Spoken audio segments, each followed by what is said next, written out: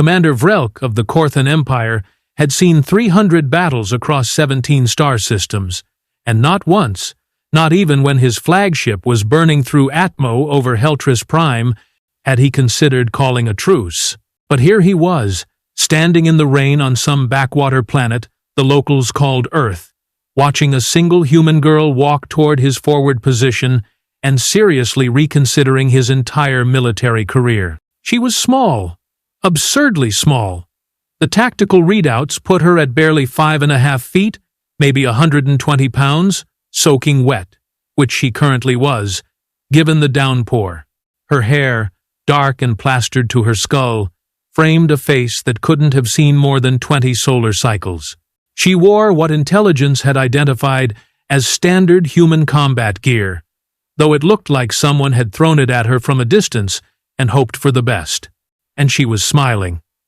"Sir," his second officer, Thrun, clicked his mandibles together nervously. "Should we? Open fire?" Vrelk's 3 eyes tracked the girl's approach. She moved with the easy confidence of someone taking a morning stroll, not advancing on an alien war machine that had glassed 4 of her planet's major cities in the last month. Her right hand rested casually on the pommel of what appeared to be an actual sword. Not an energy blade, not a plasma cutter, but an honest-to-the-void metal sword. Who brings a sword to a planetary invasion? "Hold," Vrelk growled, his voice box translator converting his words into the harsh barks of High Korthan. "I want to see what she does." What she did was stop exactly 50 meters from their forward barricade, plant her sword point down in the mud, and cup her hands around her mouth. "Hey, bug faces. Yeah, you with the shiny armor. We need to talk." Thrun made a strangled sound. Did she just call us bug faces?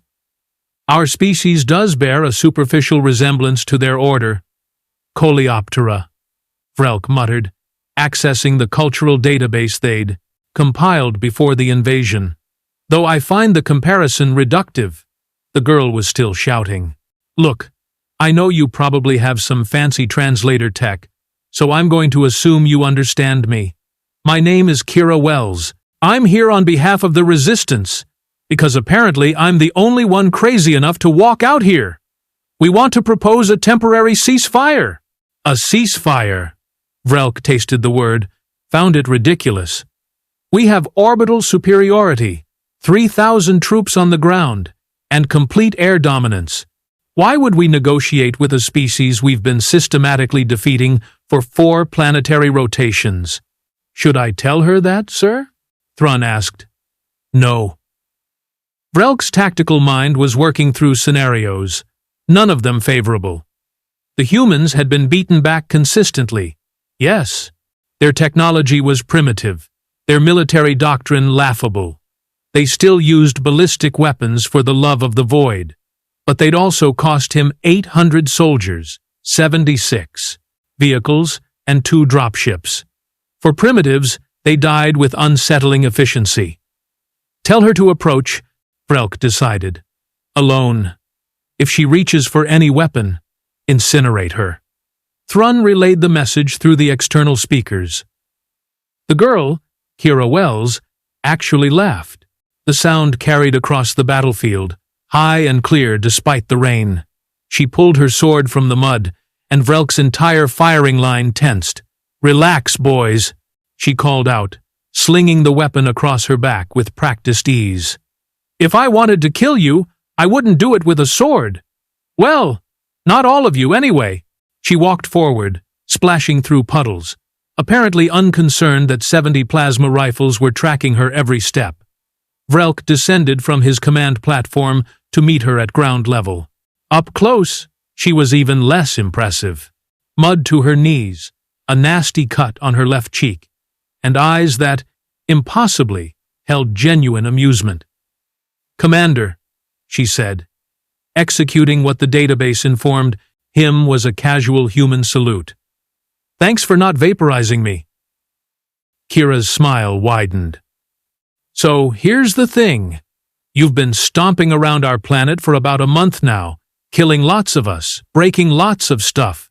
Standard invasion protocol. I get it. Very intimidating. Gold star for effort.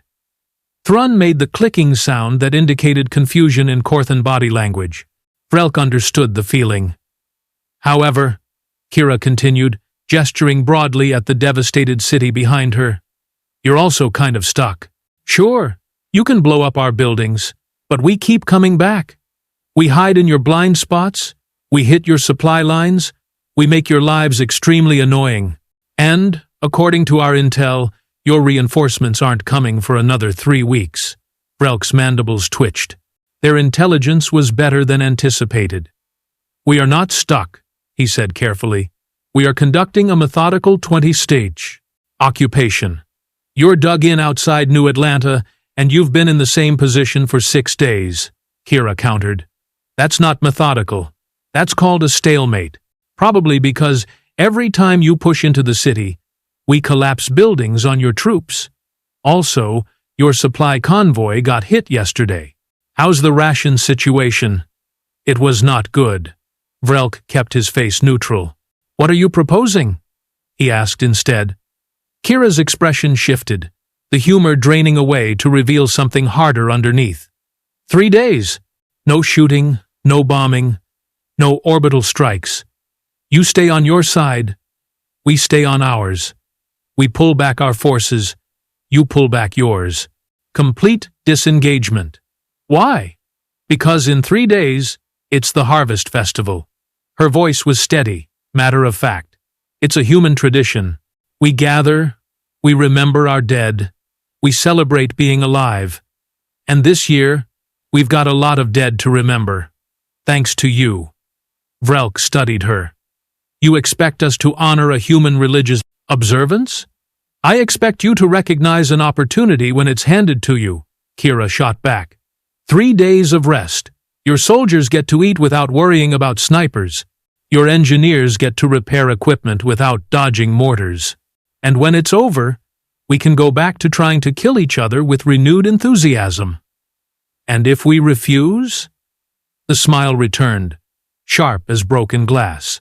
Then we'll keep doing what we've been doing, which is bleeding you slowly, day after day, until those reinforcements arrive and find out they're walking into a meat grinder. Your choice, Commander. Silence fell between them, broken only by the rain's steady percussion. Vrelk's tactical processors ran scenarios. A ceasefire would allow his forces to regroup, to shore up defenses, to await reinforcement with fortified positions. It would also give the humans time to do the same. But there was something else. Something the girl hadn't said. A desperate edge beneath the confidence. A plea wrapped in bravado. How many civilians are in the city? He asked quietly. Kira's jaw tightened. About 40,000. Maybe less now. And they're starving. It wasn't a question. Vrelk had cut off supply routes deliberately.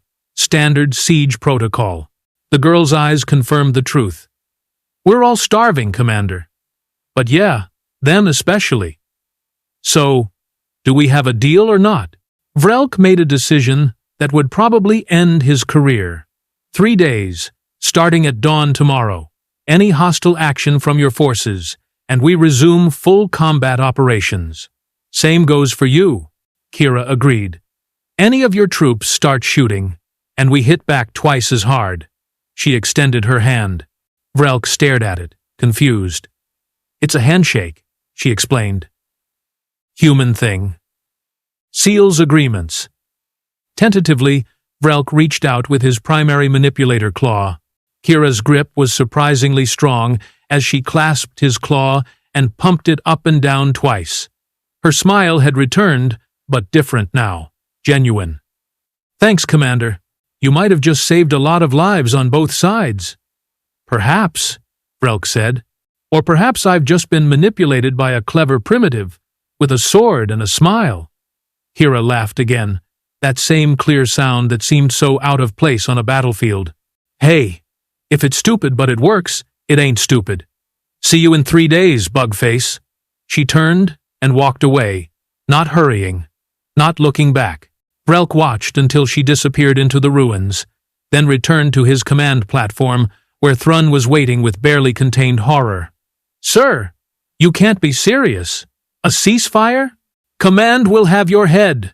"Command is 17 light-years away," Vrelk replied, "and unlikely to second-guess tactical decisions that result in preserved resources and strategic positioning." He paused.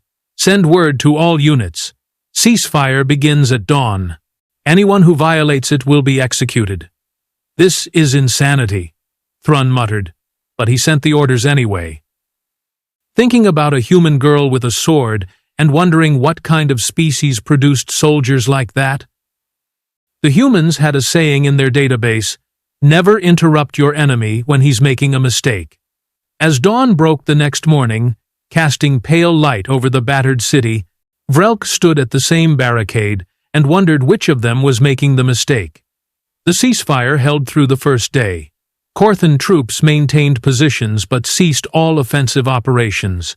Scopes and sensors still tracked movement in the city, but no shots were fired. Engineers worked on damaged equipment. Supply officers distributed rations that had been strictly rationed for days. Vrelk spent the day reviewing tactical data and trying to ignore the growing sense of unease. Something about the whole situation felt wrong, like a piece of equipment that worked perfectly but shouldn't exist. On the data, the evening of the first day, Thrun approached with a puzzled expression. "Sir, we're receiving a transmission from the humans. Audio only. They're asking to speak with you." "Put it through." Kira's voice crackled through the speakers, slightly distorted but recognizable. "Hey, Commander, just checking in. Your troops are behaving themselves?" "As agreed," Vrelk replied. "Yours?" "Oh, they're having a grand old time not being shot at. Listen, I've got a weird question. You and your officers, have you eaten recently? Like, real food?" Vrelk's mandibles clicked in confusion. "We have rations. They are adequate." "Yeah, but adequate isn't good, is it?" There was a smile in her voice. "Look, this is gonna sound crazy, but we're cooking food for the festival. Lots of food, and we've got more than we strictly need. If you want, we could bring some to the neutral zone. Sort of a peace offering, or an invasion offering, whatever you want to call it. You want to feed us?" Vrelk couldn't keep the disbelief from his voice. "I mean, you're probably gonna kill a bunch more of us in 3 days. Might as well not do it on an empty stomach. Makes you cranky." Thrun was making frantic negative gestures. Vrelk ignored him. "This could be poisoned." "Could be," Kira agreed cheerfully. "But it won't be. Scout's honor. Besides, we eat it first if that makes you feel better." Against every tactical instinct, every ounce of training, Vrelk found himself saying, "Very well, neutral zone. 1 hour. "Outstanding.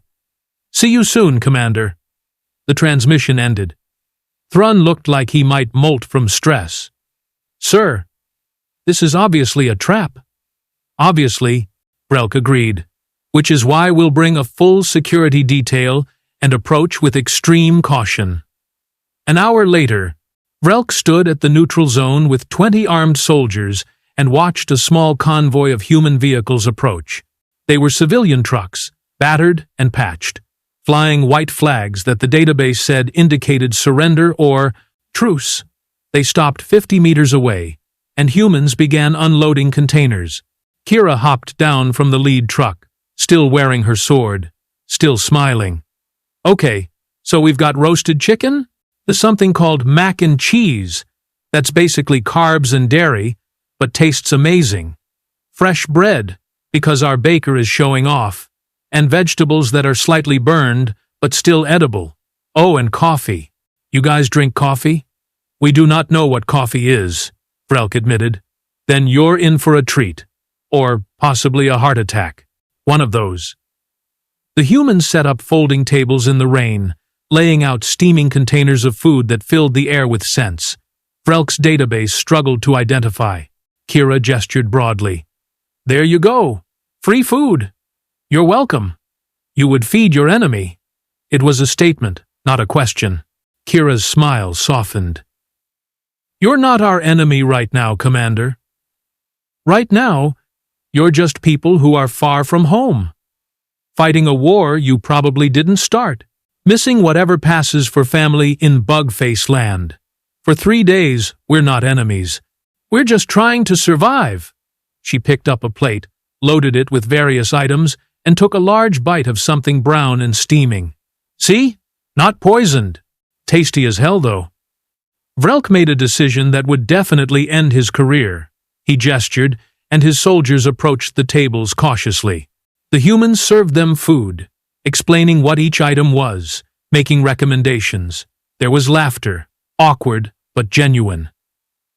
The flavor was unexpected, complex, good. Your people are strange, he said. Kira, perched on the hood of her truck with her own plate, grinned around a mouthful of food. You're just figuring that out now? The second day passed in surreal calm. Word of the shared meal spread through both camps. Human scouts and Korthan patrols observed each other from distance, no longer through targeting scopes, but with something closer to curiosity. Vrelk found himself thinking about the girl with the sword more than was tactically sound. She represented something he'd never encountered in 300 battles. Not naivety, not weakness, something else. A refusal to let war be the only truth. Evening of the second day, another transmission. Commander? It's Kira. Quick question. Do your people do music? We have martial cadences and battle hymns, Vrelk replied carefully. Cool, cool. How about you come to the city square tonight? We're having the opening ceremony for the festival. Music, stories, that kind of thing. No weapons, just people being people for a few hours. Absolutely not, Thrun said before Vrelk could respond. Sir, it's clearly an ambush. Or, it's an opportunity to observe the humans in their cultural context, Vrelk countered. Intelligence value. Sir, please. But Vrelk was already giving orders. He would go with minimal security, unarmed.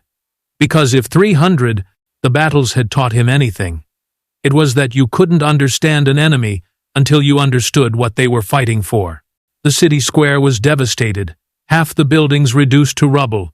But the humans had hung lights, strung between damaged structures, creating pools of warm illumination against the darkness. Hundreds of humans gathered there, civilians and soldiers mixed together, and they were singing. Kira met him at the edge of the square with that eternal smile. You came. Honestly didn't think you would. I surprise myself regularly these days, Vrelk admitted. She led him through the crowd. Humans stared, some with fear, some with hatred, but none moved to attack.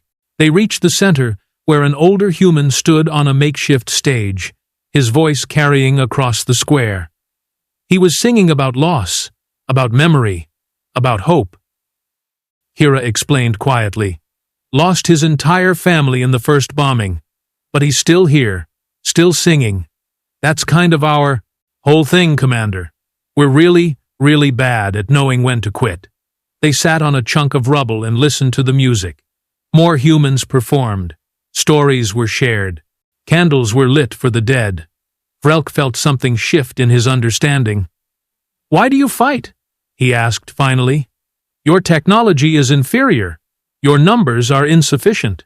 You cannot win. Kira didn't answer immediately. When she did, her voice was thoughtful. You're probably right. Maybe we can't win. But here's the thing, Commander. You showed up and started breaking our stuff, killing our people. What did you expect us to do? Roll over? We're human. We're stubborn, stupid, and way too optimistic for our own good. You're also individually expendable in military terms. Sure, but we're collectively annoying as hell. She turned to face him directly. You want to know our secret?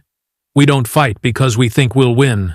We fight because giving up never even occurs to us as an option. Every person here, they've lost something. Home, family, future. And they're still here. Still singing, still hoping. That's not weakness, Commander. That's the most dangerous thing in the universe. Vrelk processed this. You're saying your species is too foolish to recognize defeat. I'm saying we're too stubborn to care. Kira's smile was back, brilliant in the candlelight. So yeah, you can probably beat us eventually. But it's gonna cost you everything you've got, and then some. And in 3 days, we're gonna make sure you remember that. Is that a threat? It's a promise. She stood, offered her hand again.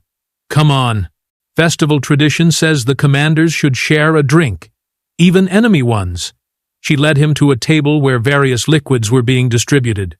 She handed him a small glass of something amber. Whiskey. It'll burn, but it's worth it. They drank. It did burn. Vrelk's eyes watered. Kira laughed. Yeah, that's the normal reaction. Welcome to humanity, Commander. We even make our drinks fight back. The third day dawned clear, the rain finally broken. The ceasefire would end at sunset. Both sides prepared for war's resumption. Equipment was checked. Positions were fortified. Vrelk stood at his command platform and knew that in hours he would give orders that would likely kill the girl who had fed him, shared her people's music, made him question everything. Sir, Thrun approached. The humans are gathering in the neutral zone. Large numbers. Vrelk's battle sense activated. Armed? No, sir. They're just standing there. He had to see. He walked to the forward position and stared. Hundreds of humans stood in the neutral zone, unarmed, facing the Korthan lines. And at their front, of course, was Kira Wells, with her sword on her back and that impossible smile. She raised a hand. Someone gave her a speaking device. Her voice echoed across the field. Commander Vrelk! The ceasefire ends in 4 hours. We wanted to thank you for honoring it. These 3 days meant everything to us. You gave our people time to grieve, to hope, to remember they're human. For that, we're grateful. She paused, and when she spoke again, her voice carried weight. But when that sun sets, Commander, we're done being grateful. We're going back to being humanity. And humanity doesn't quit. We wanted you to see us first. All of us. Everyone you're going to have to go through. We'll fight you for every street, every building, every inch of our planet. Some of us will die. A lot of us, probably. But we'll make you remember us, every single one. The humans began to turn away, filing back toward their city. Kira remained, facing him across the distance. See you soon, Bugface, she called out. Hope you enjoyed the break. Then she too turned and walked away, not running, not afraid. The sunlight caught her sword as she moved, turning it to fire. Vrelk watched her go, and realized with crystal certainty that the Korthan Empire had made a terrible mistake. They hadn't invaded a primitive world. They'd picked a fight with a species that smiled on the way to battle. 4 hours felt like 4 minutes. Vrelk sat in his command bunker, staring at tactical displays that suddenly seemed inadequate. Numbers, projections, battle plans, all useless against an enemy who measured victory not in territory gained, but in defiance maintained. Sir, we have incoming communication. Thrun's voice was tight. It's from Kira Wells, personal channel. Vrelk accepted it immediately. Miss Wells, come to negotiate another ceasefire? Nah, that ship has sailed. Her tone was light, almost playful. Just wanted to give you a heads up. When the sun sets and we start shooting again, my people are going to hit you with everything we've got. No more guerrilla tactics, no more hiding. We're coming at you head on. That's tactically foolish. Probably. But we talked it over during the festival, and we're tired of running. So we're going to stand and fight. Fair. Warning and all that. Vrelk's tactical mind raced. You're sacrificing surprise for honor. We're sacrificing surprise for truth. Her voice grew serious. You need to understand something, Commander. You saw us these last 3 days. You saw what we are when we're not fighting. Now, you need to see what we become when we fight for that. It's only fair. Fair? Vrelk tasted the word, found it alien. War is not fair. No, but people can be, even in war, especially in war. She paused. The thing is, Commander, you gave us something precious. Time to be human again. Now we're going to show you why that matters. You're going to lose. Maybe. But you're going to pay for it. Every step. The smile was audible. Thanks for the ceasefire, Bugface. It was nice pretending we weren't enemies for a while. The transmission ended. Vrelk sat in silence, Thrun hovering nervously. Orders, sir? Prepare all defensive positions. Expect frontal assault at sunset. Maximum casualties. Anticipated. Vrelk's mandibles clicked slowly. And Thrun? Tell the troops to aim carefully. These humans have earned that much. The sun touched the horizon, painting the sky in shades of orange and red. Appropriate, Vrelk thought. Blood colors. The first human appeared on the ridge overlooking their position. Then another. Then hundreds. They came on foot, in vehicles. Even a few on what the database called horses. They didn't charge immediately. They lined up, forming ranks that would have been impressive if they weren't so obviously doomed. Kira stood at the front. Of course she did. Her sword was drawn now, catching the dying light.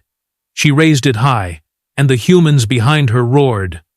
Not words, just sound. Pure defiance made audible. Then they charged. Vrelk gave the order to fire.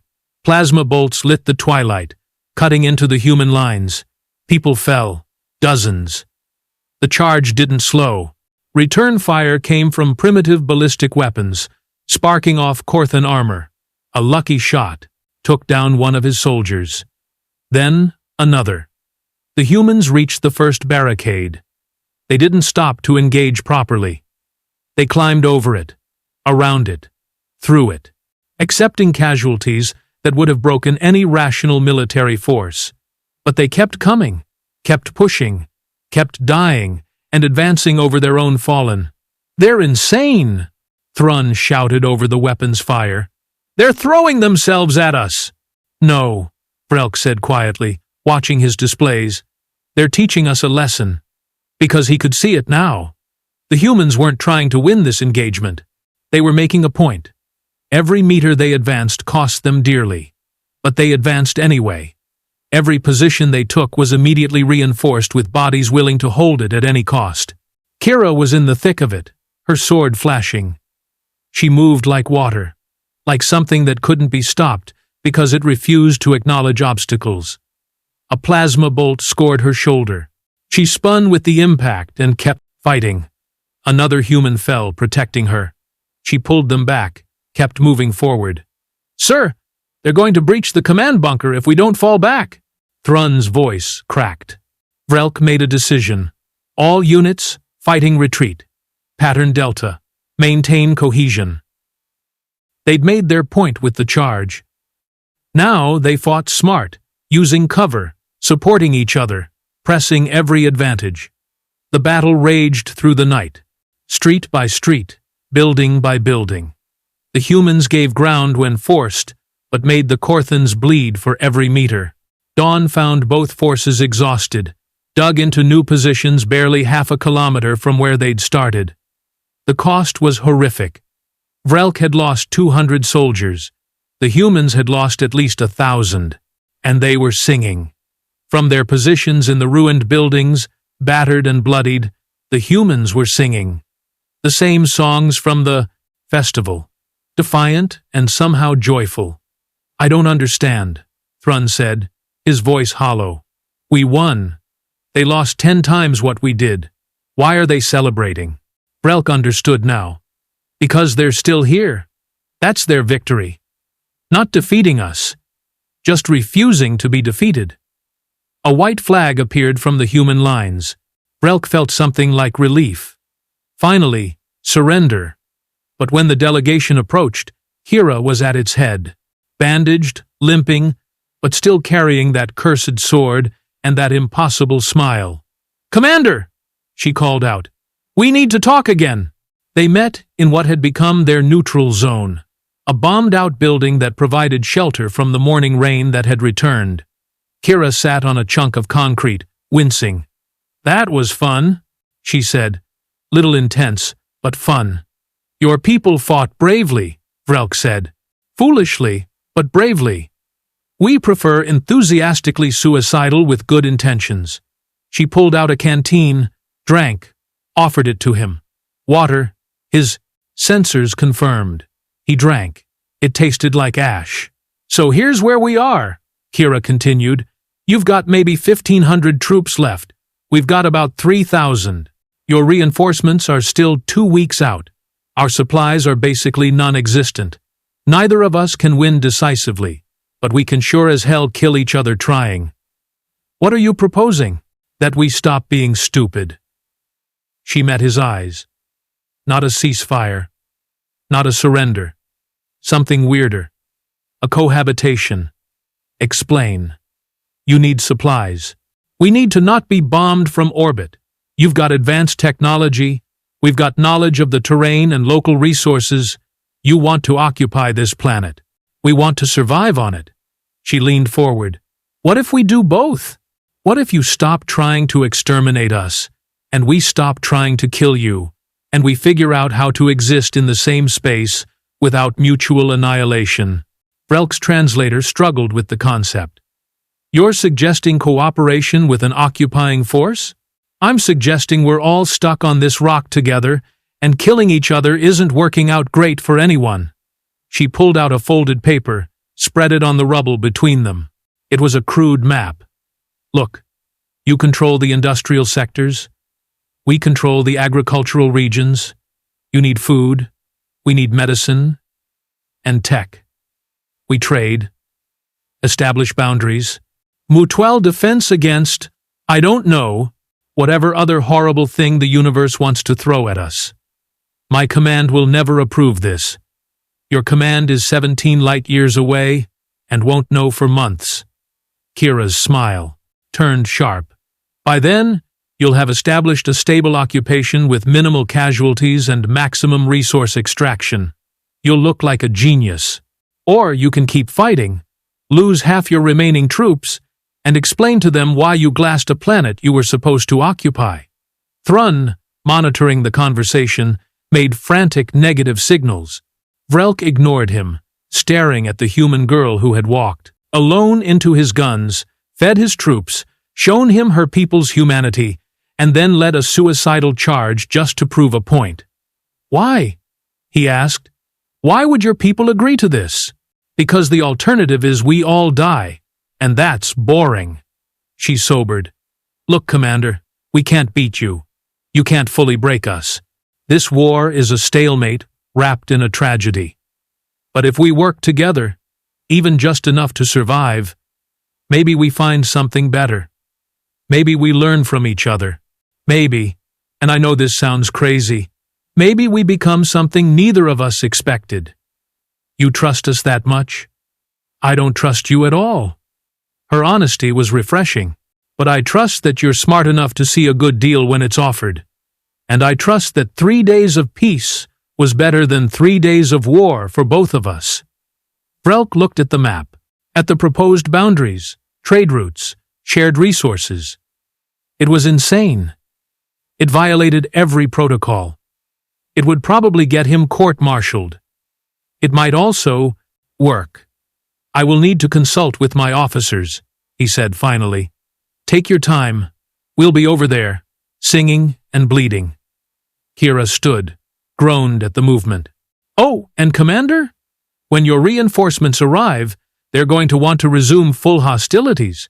You'll need to convince them this is better. That's on you." "And if I can't?" Her smile faded completely, leaving something cold and determined. "Then we'll fight them too. And the ones after that. And the ones after that. Because that's what we do. We don't quit. We don't surrender. We adapt, we survive, and we make everyone who hurts us remember our names." The smile returned, softer. "But I'd rather not. Fighting is exhausting, and your people make decent coffee once you taught them how." She walked away, still limping, still carrying her sword. Vrelk watched her rejoin her troops, who clustered around her with obvious relief and affection. They were a family, he realized. Not just soldiers. A family forged in fire and rain and impossible odds. 3 hours later, Vrelk stood before his assembled officers. "Gentlemen, I'm about to propose something that will seem like madness. I ask that you hear me fully before you have me executed." He laid out the plan. The boundaries, the trade agreements, the mutual defense pact. The room exploded in protest. Thrun was the loudest. "Sir, this is collaboration with the enemy. This is treason. This is survival," Vrelk countered. "We came to occupy this planet, not destroy it. The humans offer us a path to successful occupation with minimal ongoing casualties. They get to survive. We get to complete our mission. Command gets a functional colony instead of a mass grave. They'll betray us at the first opportunity." "Perhaps?" Vrelk pulled up footage from the ceasefire. The shared meals. The festival. The humans singing after the battle. Or perhaps they meant what they said, that they're tired of dying and willing to try something different. He paused. "I have fought 300 battles, officers. I know what defeat looks like. I also know what determination looks like. The humans have the latter in abundance. We can spend 2 weeks killing each other and gain nothing. Or we can try this and possibly gain everything."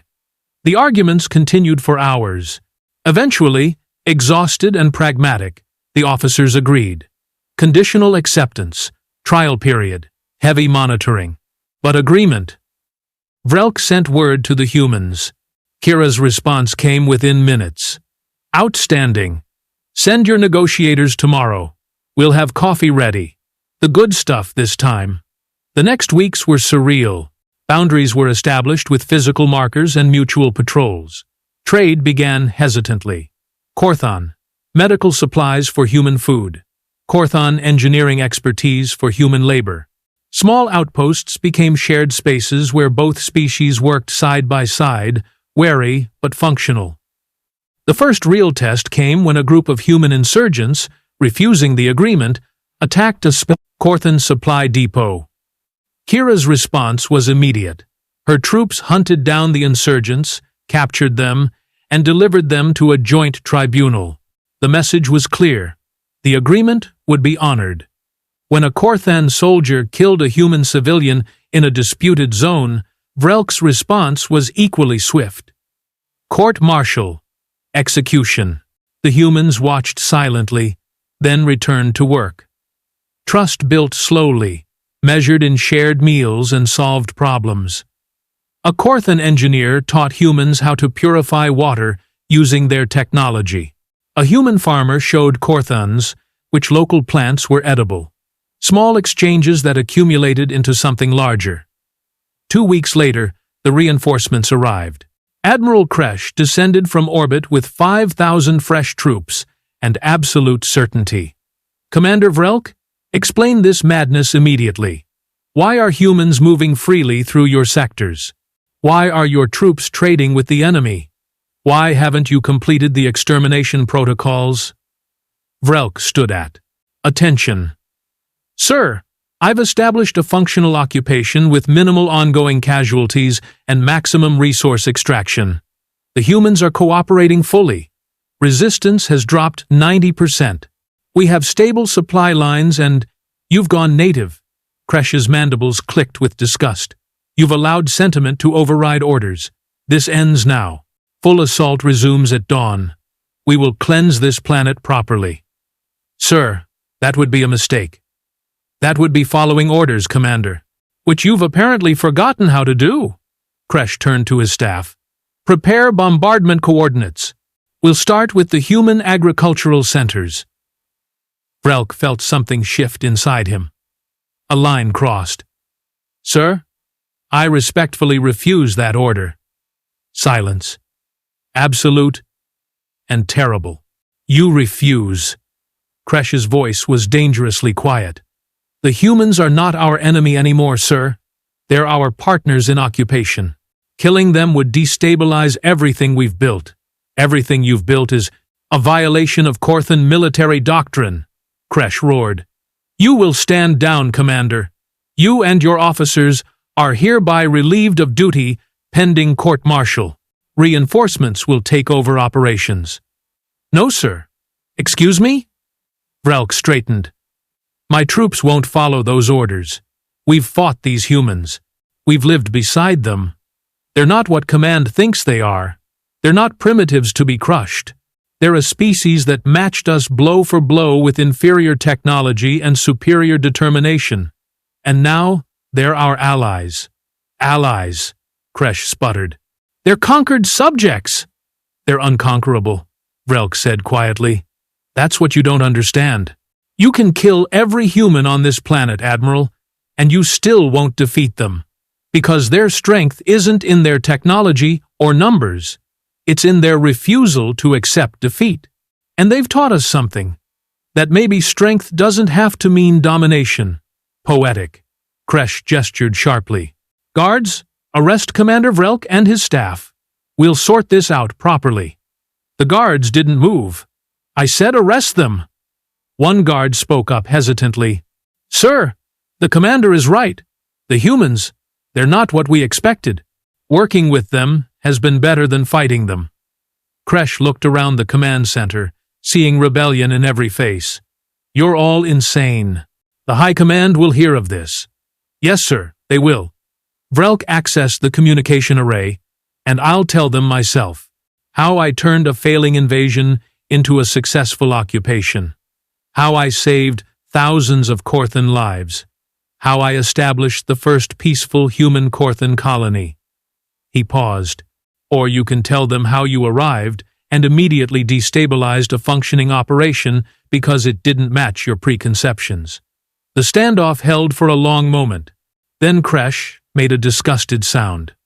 Fine.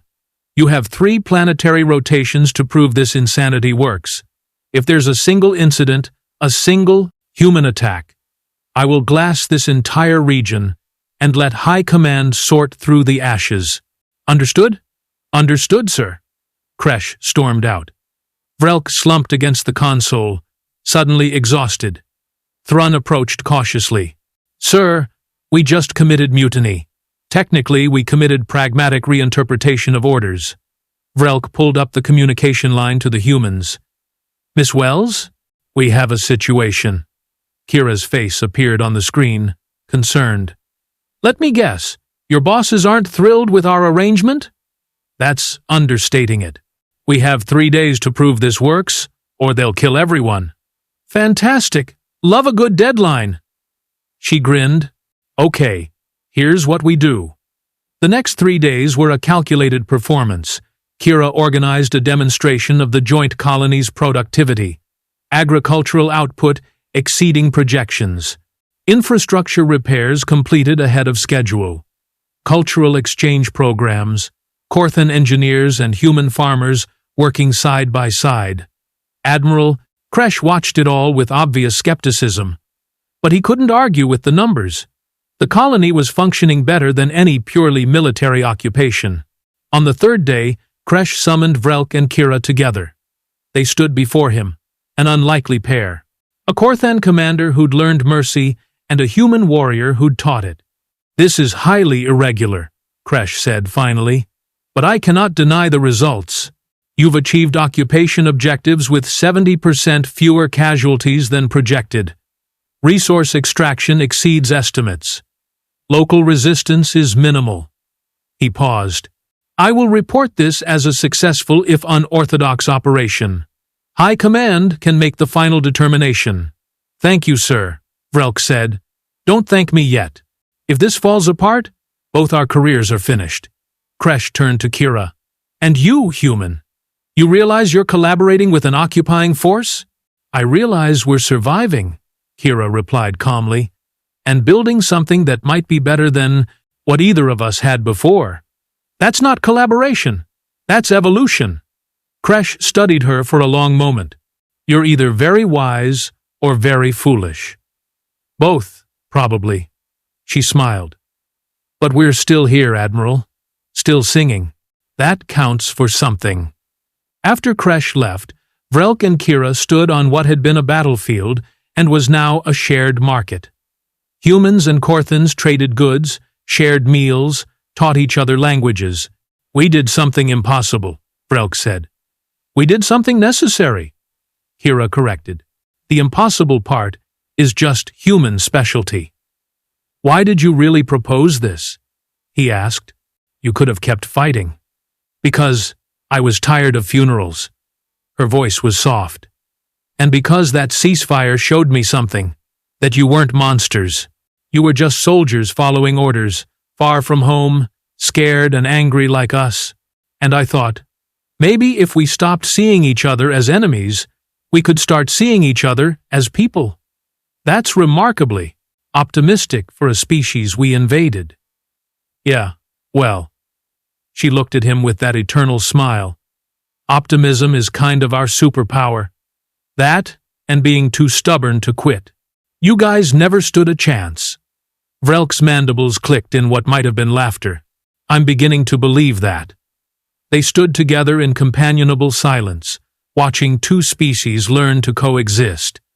It wasn't perfect. There were still tensions, still conflicts. But there was also cooperation, understanding, and something that might eventually become friendship. Commander? Kira said eventually. Yes? Thanks for not shooting me that first day. Thanks for not being reasonable enough to stay away. She laughed. That clear, bright sound that had haunted him from the beginning. Where would be the fun in that? As the sun set over the shared colony, casting long shadows from the mixed architecture of two worlds learning to become one, Vrelk reflected on the strange path that had led him here. From conqueror to collaborator. From enemy to ally. All because a human girl had walked alone into his guns, smiled, and refused to let war be the only answer. 300 battles had taught him how to fight. One impossible human had taught him why to stop. And somewhere in the ruins and reconstruction, in the shared meals and mutual understanding, Commander Vrelk of the Korthan Empire learned the most dangerous truth about humanity. They didn't win by being stronger. They won by making you want to stop fighting.